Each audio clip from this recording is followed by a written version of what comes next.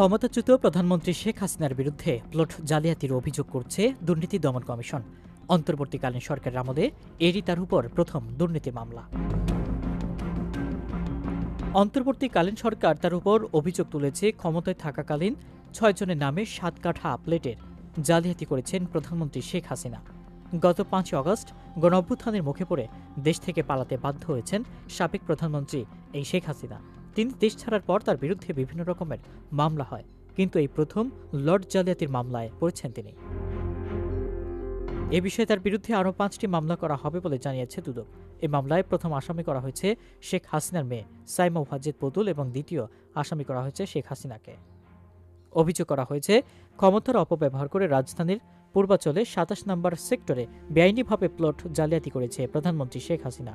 এই ঘটনায় মোট ১৬ জনকে আসামি করা হয়েছে।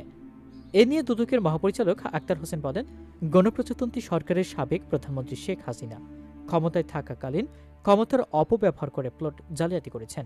এখানে তিনি পরিবারের নামে বেশ কিছু প্লট বরাদ্দও করে রেখেছেন, যা জাতীয় গৃহায়ণ কর্তৃপক্ষ সহ ১৬ জনের বিরুদ্ধে আলোচ্য মামলাটি করা হয়।